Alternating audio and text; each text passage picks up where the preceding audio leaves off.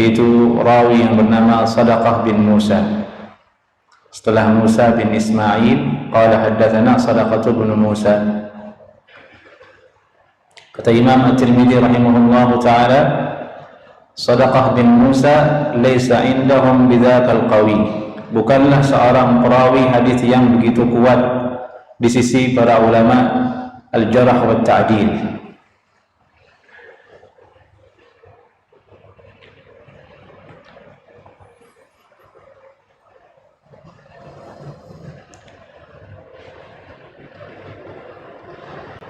Oleh karena itulah hadis ini dikatakan sanadnya dhaif. Adapun yang kedua, matan hadis ini atau isinya, An-Nabi sallallahu alaihi wasallam pernah ditanya, ayu shaumi afdalu ba'da Ramadan? Puasa apakah yang paling afdal setelah puasa Ramadan? Faqala Sya'ban li ta'zim Ramadan. Puasa yang paling afdal adalah puasa di bulan Sya'ban li ta'zim Ramadan, untuk mengagungkan bulan Ramadan. Dan redaksi ini bertentangan dengan hadis yang lebih sahih, yaitu hadis yang dikeluarkan oleh Imam Muslim dari Abu Hurairah radhiyallahu taala anhu. Nabi sallallahu alaihi wasallam bersabda, afdalus siyami ba'da syahri Ramadan syahrullahil muharram. Puasa yang paling afdal setelah bulan Ramadan ialah puasa bulan Al-Muharram. Maka hadis Abu Hurairah yang dalam Sahih Muslim lebih didahulukan daripada hadis Anas bin Malik yang kita baca, yang isinya tadi berbunyi bahwasanya puasa yang paling afdal ialah di bulan Sya'ban. Secara periwayatan lebih didahulukan hadis yang ada dalam Sahih Muslim dari Abu Hurairah radhiyallahu taala anhu, karena dia hadisnya sahih. Sementara hadis yang mengatakan Sya'ban lah yang paling utama setelah Ramadan diakhirkan karena periwayatannya dhaif. Ada Sadaqah bin Musa di dalamnya. Qila, kemudian Nabi ditanya, fa ayyu sadaqati afdalu? Sedekah apakah yang paling afdal wahai Rasulullah sallallahu alaihi wasallam? Dan inilah pembahasan yang diinginkan dari hadis ini terkait dengan sedekah. Kita masih dalam kitab zakat. Nabi sallallahu alaihi wasallam bersabda, sadaqatun fi Ramadana. Sedekah di bulan Ramadan adalah yang paling afdal. Dalam Sahih Bukhari disebutkan Nabi sallallahu alaihi wasallam, kana Rasulullah sallallahu alaihi wasallam ajwadun nas. Nabi sallallahu alaihi wasallam adalah sosok yang sangat dermawan, suka memberi. Wa kana ajwadu ma yakunu fi Ramadan. Dan Nabi sallallahu alaihi wasallam menjadi sosok yang sangat dermawan ketika berada di dalam bulan Ramadan, ketika Jibril alaihi salam turun mengajarkan beliau Al-Quran. Ini menunjukkan secara amalan bahasanya sedekah di bulan Ramadan lebih ditekankan. Baik, kita lanjut ke hadis berikutnya. Qala haddatsana Wahbah bin Muqram al-Ammi al-Basri qala haddatsana Abdullah bin Isa al-Khazzar al-Basri an Yunus bin Ubaid an al-Hasan an Anas bin Malik قال رسول الله صلى الله عليه وسلم إن الصدقة لتطفئ غضب الرب وتدفع عنه ميتة السوء.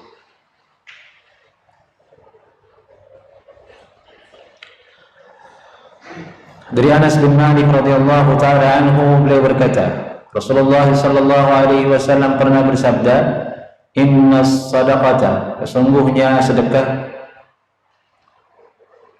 ini secara umum, zakat, sedekah sunnah, semuanya, la tudfi ghadab ar-rabb, memadamkan murka Allah subhanahu wa ta'ala. Ini keutamaan sedekah, menjauhkan diri kita dari kemurkaan Allah subhanahu wa ta'ala. Wa tadfa' anhu, mitatis su. Ini dhabtul kalimahnya itu bikasril mim. Mitatis su. Adapun as-su bisa as-saw, bisa as-su. Dan sedekah ini menangkal mati dalam keadaan yang jelek, mati dalam keadaan yang buruk. Nah, ini keutamaan kedua dalam hadis ini tentang sedekah. Tadfa anhu mitatis su. Seperti apa maitatis su atau mitatis su ini, kematian yang buruk, yang jelek ini? Kata ulama sebagaimana yang disebutkan dalam syarah Tuhfatul Ahwadhi, qala al-Iraqi al-zahir anna al-murad biha ma ista'adha minhu an-nabiy sallallahu alaihi wasallam. Yang nampak secara zahir, yang dimaksud dengan kematian yang jelek buruk itu ialah hal-hal yang telah Nabi sallallahu alaihi wasallam berlindung darinya, seperti mati karena jatuh, tenggelam, terbakar dan lain sebagainya. Dan ini ada dalam Sunan At-Tirmidzi dan yang lainnya. Nabi sallallahu alaihi wasallam bersabda, Allahumma inni a'udzubika minat taraddi. Ya Allah, aku berlindung kepadamu dari jatuh menggelinding dari atas gunung misalnya, dari atas tower misalnya. Ini bisa saja kan. Wal hadam, tertimpa, tertindih. Wal gharaq, mati tenggelam. Wal hariq, mati terbakar.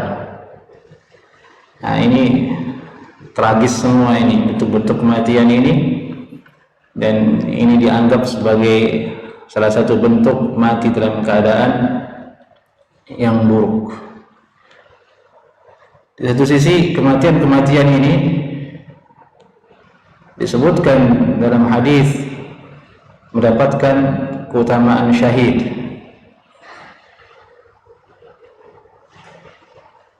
Tapi Nabi SAW berlindung darinya agar jangan sampai mati dalam keadaan seperti itu. Menurut sebagian ulama, mereka menjelaskan Nabi berlindung darinya karena secara fitrah kematian ini ditakuti. Manusia tidak mau walaupun dia syahid di situ. Sekarang saya tanya antum mau mati terbakar? Nggak mau walaupun itu syahid. Itu secara fitrah itu kita menghindarinya karena jiwa kita tidak akan kuat menahannya, sakit. Na'udzubillah min dzalik.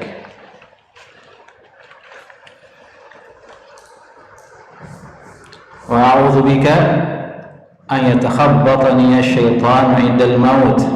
Dan aku berlindung kepadamu wahai Allah, yakni setan menyesatkan saya ketika mati.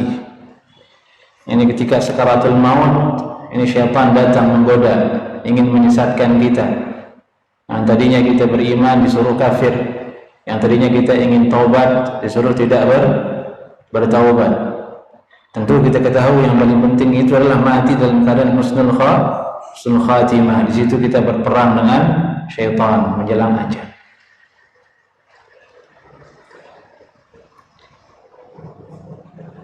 Nabi sallallahu alaihi wasallam mengajarkan kita doa ini. Beliau Nabi sallallahu alaihi wasallam sudah terjamin bebas dari hal-hal ini. Nabi tidak meninggal dalam keadaan gelinding, tidak dalam keadaan terbakar, tenggelam, dan tidak juga digoda oleh syaitan.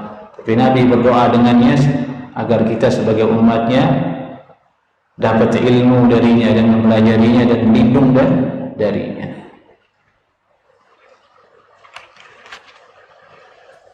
Ini yang paling menakutkan, yakni kita terperdaya, diganggu, digoda oleh syaitan ketika mati atau ketika sakaratul maut.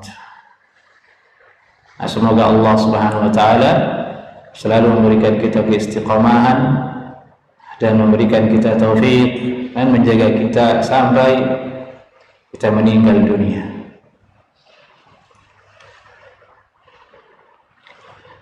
Wa a'udzu bika an amuta fi sabilika mudbira. Dan aku berlindung kepadamu dari kematian di jalanmu dalam keadaan aku mudbira, yakni murtaddan. Murtad dari Islam atau berpaling dari mengingat Allah Subhanahu wa taala dan mengikuti jalan selain Allah Subhanahu wa taala. Ini suul khatimah maksudnya. Sering dibaca oleh kaum muslimin doa seperti itu. Allahumma inni a'udzubika min su'il khatimah. Ini doa yang warid dari Nabi sallallahu alaihi wasallam Sunan Abu Dawud, wa a'udzubika an amuta fi sabilika mudbira. Wa a'udzubika an amuta ridha, dan aku berlindung kepadamu ya Allah mati dalam keadaan disengat atau teracun oleh binatang yang berbisa. Ini hadis disahihkan oleh Syekh Al-Albani rahimahullah taala. Maksudnya inilah kira-kira yang dimaksud dengan kematian yang buruk, yang Nabi berlindung darinya. Dan semoga kita juga bisa mengamalkan ini, yakni sehingga kita terjauh dari kematian yang buruk. Nah, ini salah satu keutamaan sedekah jemaah. Jadi kalau kita ingin husnul khatimah, mati dalam keadaan baik-baik, perbanyak sedekah.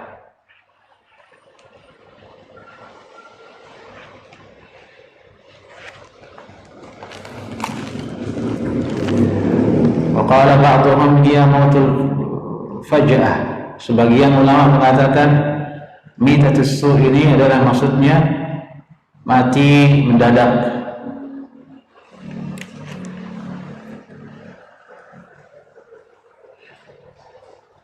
Ini kita berada di zaman ghaflah.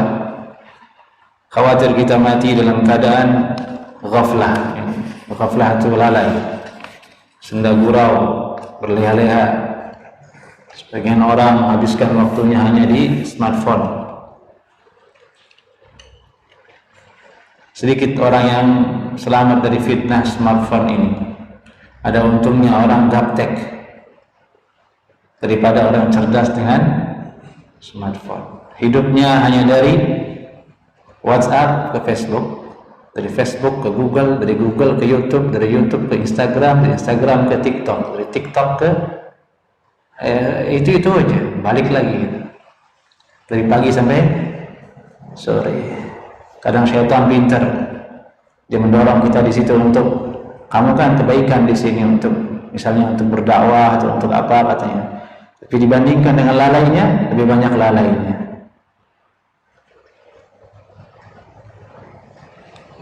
Lihat kajian yang 5 menit. Untuk sosmed senang-senangnya berapa jam?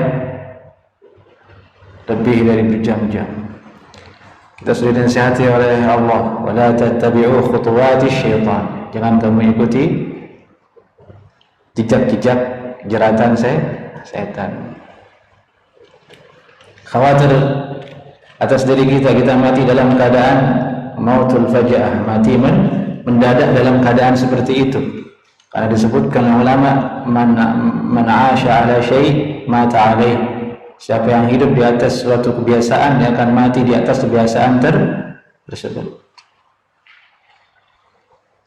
Jadi jangan heran kalau ada orang yang suka naik gunung, matinya di gunung, ya wajar, dia hidup di atas itu.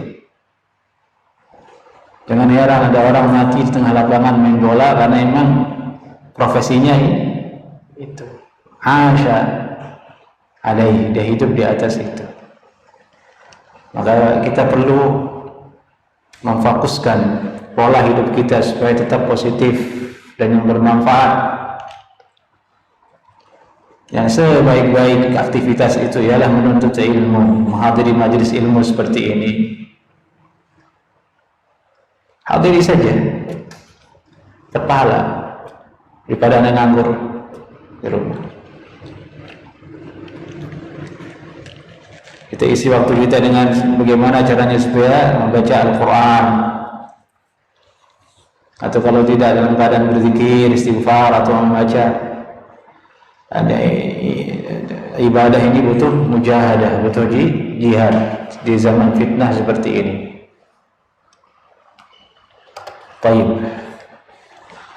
Kita kembali ke hadis, intinya sedekah itu tadfa' anhu maitatus su', mencegah kematian yang buruk. Baik, kita lanjut ke hadis berikutnya. Bab ma jaa fi haqqis sa'il. Bab bahas tentang hak orang yang meminta. Hak orang yang meminta. Meminta di sini maksudnya dalam sedekah berarti orang yang minta sedekah.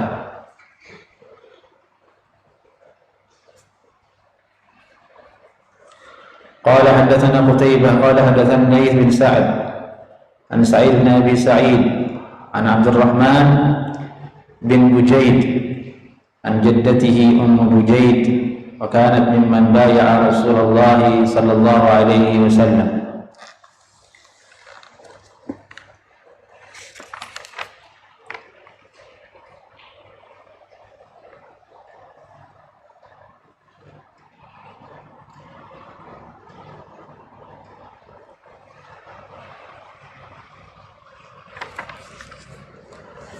Ini sahabiah, beliau seorang perempuan. Al-Mubarakfuri mengatakan namanya Hawa. Bujaid namanya Hawa. Beliau adalah salah seorang wanita atau perempuan yang membaiat Nabi sallallahu alaihi wasallam. Berarti ini keutamaan beliau radhiyallahu taala anha. Annaha qalat, beliau berkata, ya Rasulullah, innal miskina la yaqumu ala babi. Wahai Rasulullah, sungguhnya ada orang miskin berdiri di depan pintu rumahku.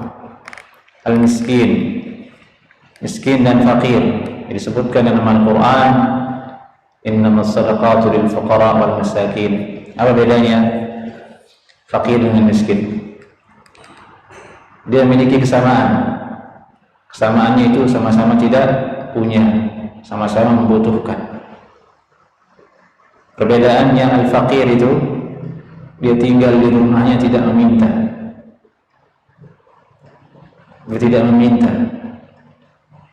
Dia diam di rumahnya dengan kekurangan yang dia hadapi. Itu disebut faqir. Kalau miskin, dia tidak punya, tapi dia keluar minta, disebut dengan miskin. Dari itu identik kalimat miskin itu kehinaan. Disebutkan dalam Al-Quran, duribat alaihimuz zillatu wal maskana. Ya, sama kalimat dengan miskin, mirip-mirip suku katanya. Ini disebutkan oleh Al-Imam Al-Qurtubi, Imam At-Tabari dalam tafsirnya Abu Ja'far At-Tabari. Beliau memaknai al-miskin itu dengan makna yang tadi, tidak punya tapi di keluar meminta.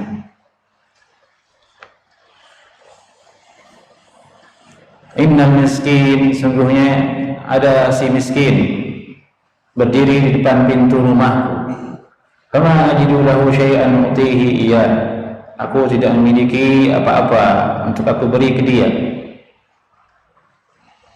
Faqala laha Rasulullah sallallahu alaihi wasallam, Nabi sallallahu alaihi wasallam bersabda, illam tajidi syai'an tu'tinahu iyyahu illa dhiflan muhraqa fadfa'ihi ilaihi fi yadihi. Jika engkau tidak menemukan, tidak mendapatkan sesuatu yang bisa kamu berikan ke dia kecuali berupa telapak dari hewan yang telah terbakar. Ini yang tersisa dari daging yang ada itu hanya telapak kaki, ceker, mirip dengan ceker lah kalau orang Indonesia kan. Tapi ini ada pada domba atau onta. Kakinya domba atau kakinya onta yang telah dibakar, yang maksudnya ini kan bagian ini orang tidak akan memakannya karena jelas tidak ada selera di situ, menunjukkan mubalaghah, yakni bentuk maksimal, tidak ada yang engkau temukan kecuali itu, walaupun sedikit saja yang kamu miliki, walaupun hanya sekedar 100 rupiah yang ada di kantongmu, fadfa'ihi ilaihi fi yadihi, serahkan, letakkan di tangannya ke orang yang meminta tersebut.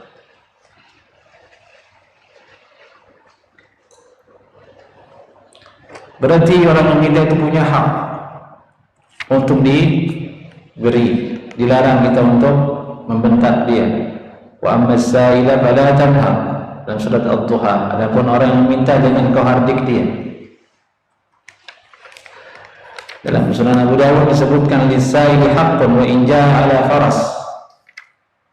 Sanadnya hasan kata sebagian ulama. Orang yang meminta itu punya hak walaupun dia datang dengan seekor kuda. Berarti dia punya sesuatu, tapi disuruh husnuzan, barangkali dia punya hutang atau apa. Intinya kalau dia minta, beri walaupun sedikit. Ini fawaid dari hadis ini. Tapi sekarang kita kalau mau memberi kepada orang yang meminta, kalau 100 rupiah dibuang. Dan mungkin jemaah pernah mengalami itu. Yang kita punya 100 rupiah, dia minta kita kasih, dia buang. Saya pernah seperti itu, tapi nggak sampai 100, 500 kalau nggak salah. Kasih, dia buang. Aduh, saya bilang, berarti dia tidak butuh atau karena kebodohan dia. 500 itu adalah bagian dari 1 juta. 1 juta kurang 500 kurang 1 juta. Jadi 1 miliar tidak ada 500-nya, kurang 1 miliar. Makanya tidak boleh kita meremehkan walaupun 500 rupiah. Dan ini hal ini kita ajarkan, didik juga ke anak istri kita. Sedikit tapi itu bermanfaat. Hargai. Subhanallah. Disyukuri gitu. Jadi dia sudah meminta, diberi, dia buang. Berarti berlipat-lipat kesalahannya. Dia sudah meminta-minta yang pertama, yang kedua tidak bersyukur. Itu. Ya Allah, kalau maunya yang banyak ya bekerjalah. Na'udzubillah min dzalik. Hadis ini, yani hadis Ummu Bujaid radhiyallahu taala anha ini, kata Imam At-Tirmidzi, hadis Ummu Bujaid hadisun hasanun sahih. Hadis yang hasan lagi sahih dan juga dikeluarkan oleh Imam Muslim.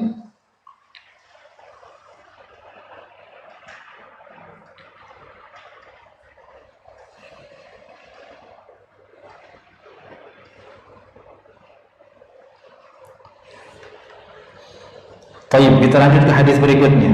Bab ma jaa fi i'ta'il mu'allafati qulubuhum. Bab bahas tentang memberikan sedekah kepada mu'allafati qulubuhum.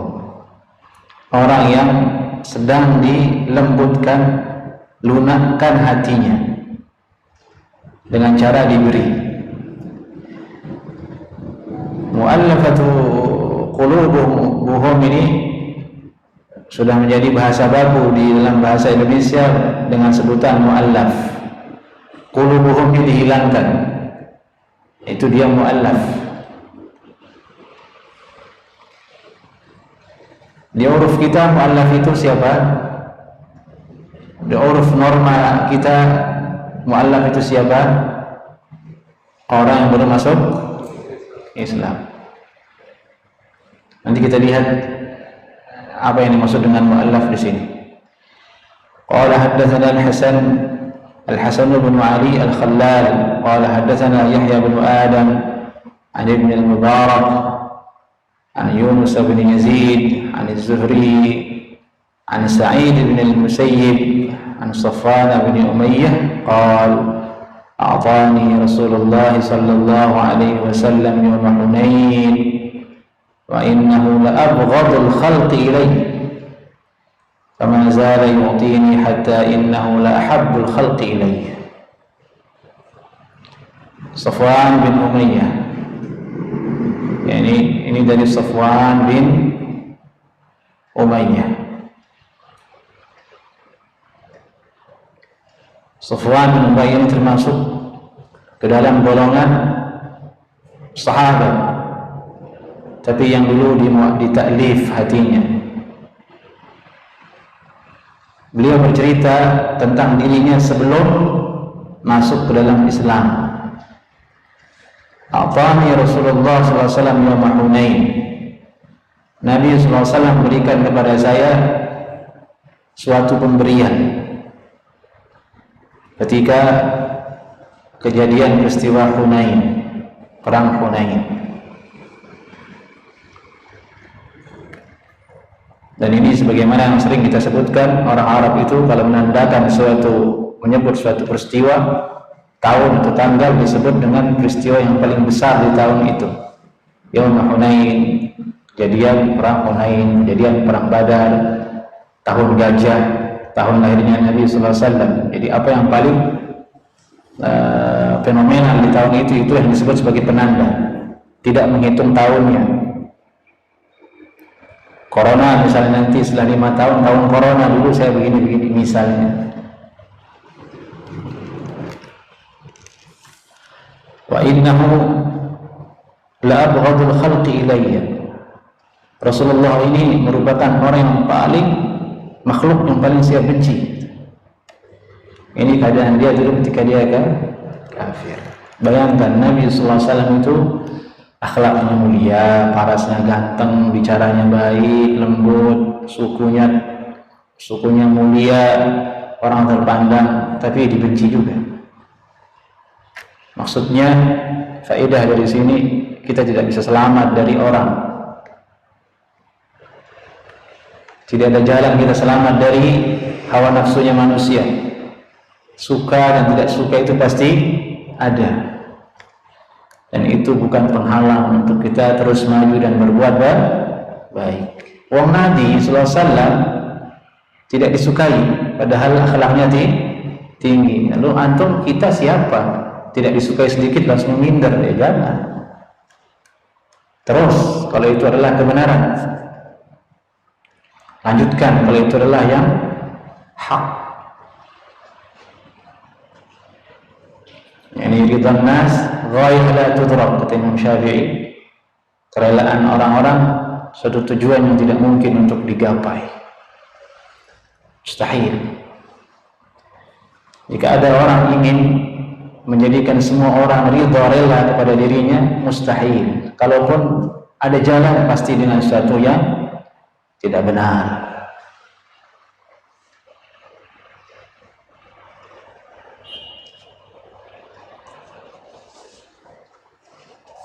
Jangankan Rasulullah, Allah saja yang Maha Pencipta,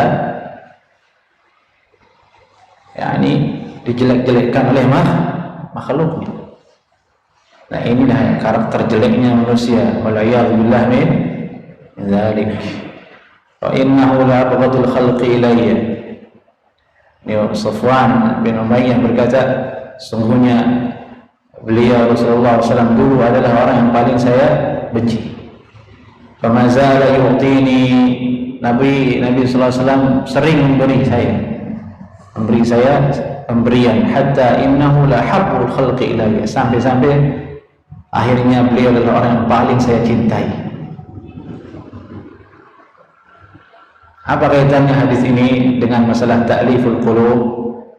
Jelas zahir kaitannya, yaitu tujuan dari ta'liful qulub, memberikan sedekah kepada orang yang mu'allaf itu untuk merubah dia yang tadinya tidak suka kepada Islam menjadi suka dengan Islam, yang tadinya dia tidak masuk Islam menjadi masuk ke dalam Islam. Jadi itu disebutkan mu'allaf itu dulu oleh sebagian ulama adalah orang kafir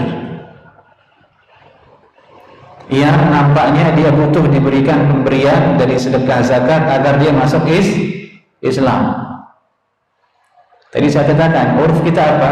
Mu'allaf itu orang baru masuk Islam. Itu juga iya kata ulama. Tapi yang kadang yang tidak diketahui oleh banyak orang, ternyata orang kafir itu juga masuk ke dalam kategori mu'allaf. Kalau seandainya seorang imam kaum muslimin melihat ada maslahat di situ untuk memberikan dia sesuatu agar masuk ke dalam Islam, maka boleh diberikan dari harta zakat, masuk ke dalam kategori mu'allaf.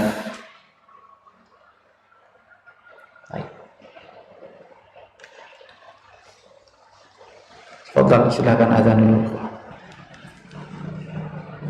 Baik. Jadi bisa kita simpulkan yang dimaksud dengan mu'allaf itu adalah yang pertama orang-orang kafir tapi dengan tujuan dia diberikan sedekah zakat, diharapkan dia bisa masuk Islam. Kedua, untuk menangkal keburukan mereka. Menangkal keburukan mereka. Misalnya dia ingin menyerang kaum muslimin, mengganggu kaum muslimin, setelah dia diberikan sedekah, mereka menjadi lebih anteng, menjadi lebih tenang dan bahkan bisa masuk ke dalam Islam.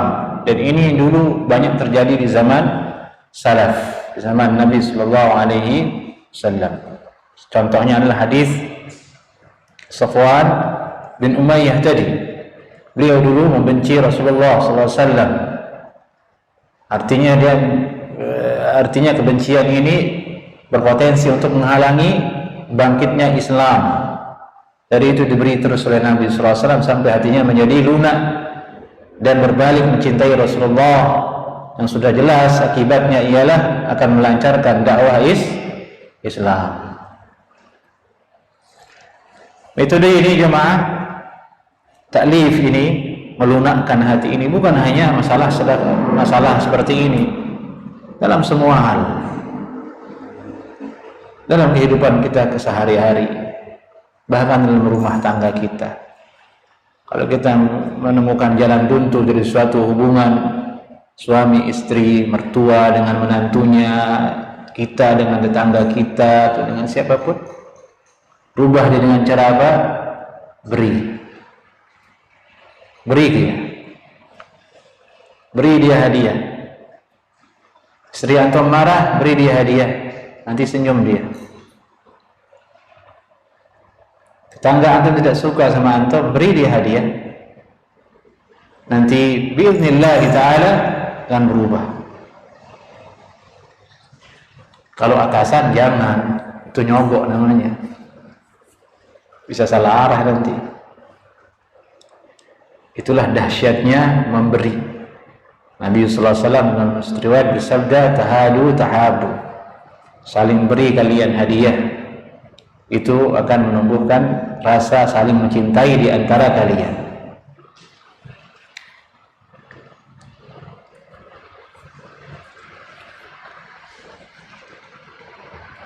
Sehingga orang Arab berkata, al-insan majbul ala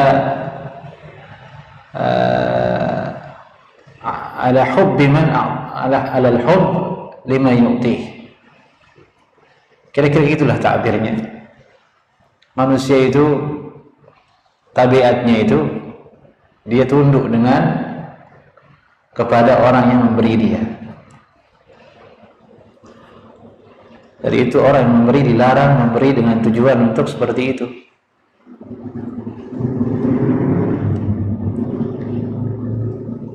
Antum beri satpam, di perumahan antum dengan tujuan supaya rumah antum saja yang diperbaiki, yang dilihat, yang disorot tiap malam, boleh enggak? Tidak boleh, akan muncul ketidakadilan. Seorang laki-laki memberi hadiah kepada guru anaknya supaya anaknya saja yang diperhatikan, boleh atau tidak? Tidak boleh, karena pemberian itu dahsyat. Orang bisa jadi tawanan. Terserah antum ingin jadi tawanan atau tidak. Jadi itu Nabi bersabda, al-yadul ulya khairan min yadis sufla. Tangan di atas lebih bagus daripada tangan di bawah. Nah, ini konsepnya dalam Islam. Ta'lif. Yang kedua adalah mu'allaf itu orang muslim tapi dia masih lemah keimanannya. Ini yang diberikan. Itulah yang populer di kita. Mu'allaf itu orang baru masuk Islam. Mu'allaf ini tidak dilihat apakah dia kaya, apakah dia miskin, tidak. Karena tujuan pemberiannya bukan untuk masalah itu, tapi masalah lain, yaitu untuk melunakkan hati. Masalah lunaknya hati atau tidak ini tidak bergantung dengan jumlah harta dan sedikitnya harta. Dan itu tidak disyaratkan orang mu'allaf itu harus miskin, tidak. Baik, ini pembagian mu'allaf. Kemudian setelah itu ulama berbeda pendapat tentang apakah ada di hari ini mu'allaf qulubuhum, mu'allafatu qulubuhum, ataukah sudah tidak ada. Masih ada tidak konsep seperti ini di hari ini untuk dijalankan, yaitu orang kafir diberikan sedekah karena dikategorikan sebagai mu'allafatu qulubuhum. Karena Allah telah berfirman, "Faman syaa'a falyu'min, faman syaa'a falyakfur." Setelah datang Islam, siapa yang mau beriman silahkan, yang mau kafir silahkan. Tidak perlu lagi ditaklif ini orang-orang kafir. Khilaf ulama di situ. Pendapat pertama, kata Imam At-Tirmidzi rahimahullah ta'ala, fara'a aktsaru ahli al-ilmi an la yu'tau. Kebanyakan dari kalangan ahli ilmu memandang jangan berikan.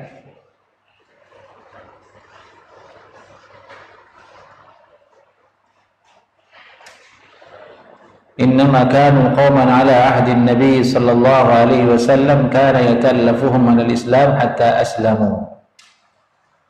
Dulu Nabi SAW memberikan mereka untuk melunakkan hati mereka supaya masuk ke dalam Islam sampai mereka berhasil masuk ke dalam Islam. Walam yarau an yu'tau al-yawm min az-zakat ala mithli hadzal ma'na. Adapun di hari ini tidak ada ta'liful qulub dengan makna seperti yang ada di zaman Nabi sallallahu alaihi wasallam. Sudah selesai. Ini menurut pendapat Sufyan Ats-Tsauri dan ulama dari Ahlul Kufah dan lainnya. Bihi yaqulu Ahmad wa Ishaq, dan merupakan pendapat Ahmad, Imam Ahmad dan Imam Ishaq.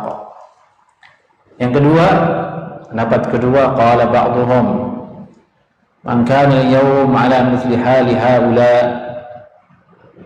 Jika ada orang di hari ini keadaannya seperti keadaan orang-orang kafir dulu di zaman Nabi sallallahu alaihi wasallam, yang diberikan sedekah zakat untuk melunakkan hatinya agar masuk ke dalam Islam.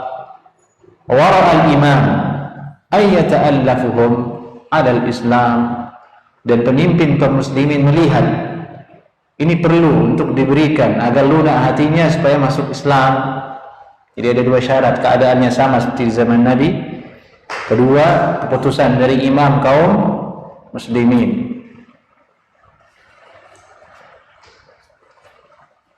Jadi bagaimana kasus dulu bansos untuk orang tidak Islam, zakat, pernah ributkan di media. Nah, ini fikihnya di sini diambil. Kalau seandainya orang kembali kepada kitab ulama, mereka akan temukan jalannya. Sebenarnya itu bukan masalah. Zakat diberikan kepada orang kafir kalau memang pemerintah melihat itu untuk ta'liful qulub.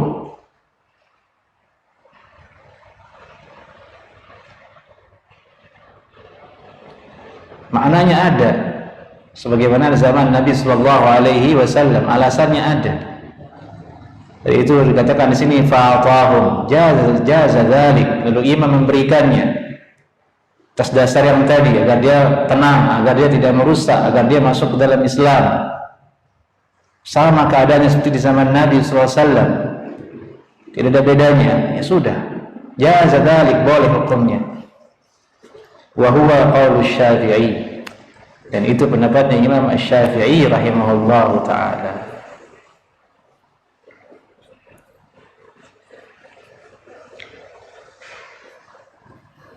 Dan kami lihat ini juga pendapat dari Imam Abu Ja'far At-Tabari dalam tafsirnya, dalam surat At-Taubah ayat 60, dalam firman Allah, innamas sadaqatu lil fuqara'i wal masakin wal 'amilina 'alaiha wal mu'allafati qulubuhum wa fir riqab. Baik.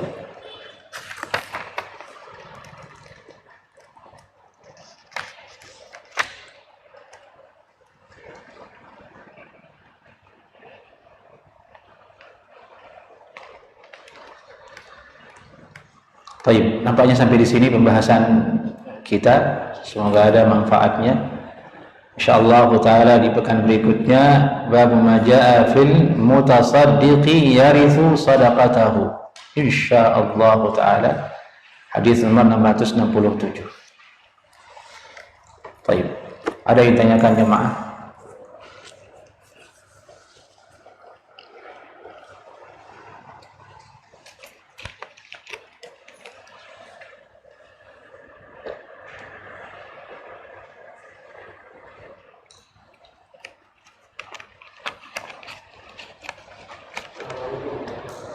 Assalamualaikum.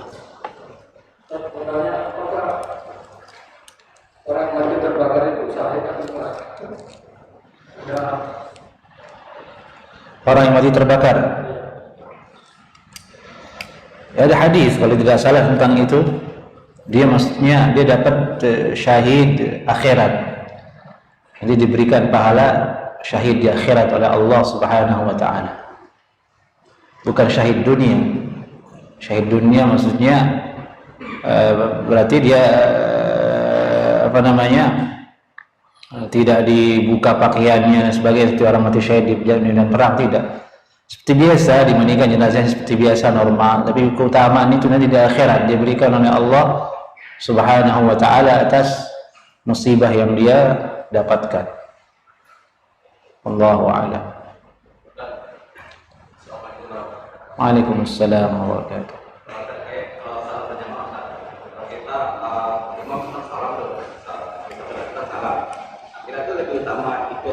Ini salam pertama, apa kita tunggu selesai dulu, salamnya juga berbaik salam.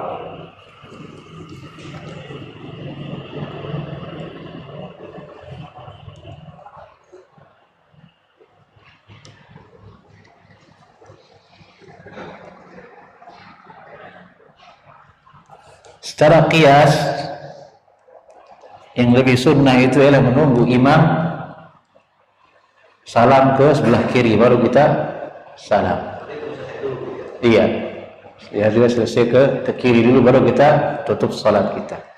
Karena dalam Sahih Bukhari Nabi Sallallahu Alaihi Wasallam disebutkan oleh para sahabat bahwasanya para sahabat itu tidak turun sujud sebelum mereka melihat Nabi Sallallahu Alaihi Wasallam sudah sujud.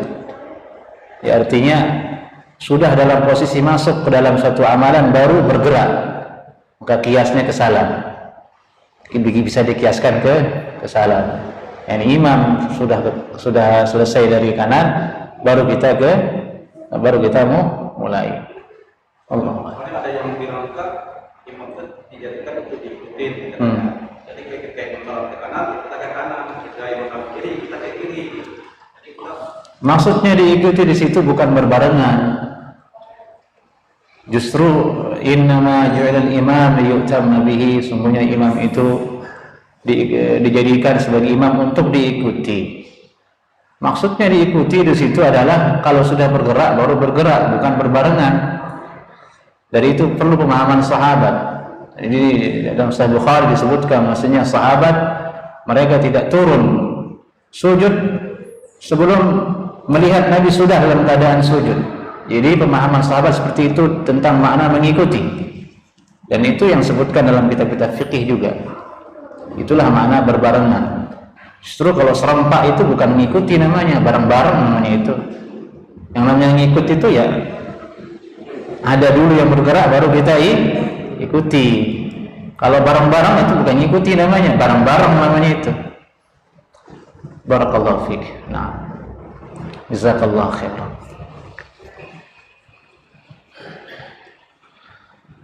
Baik, naktafi bihadza, sampai di sini dulu. Assalamualaikum warahmatullahi wabarakatuh.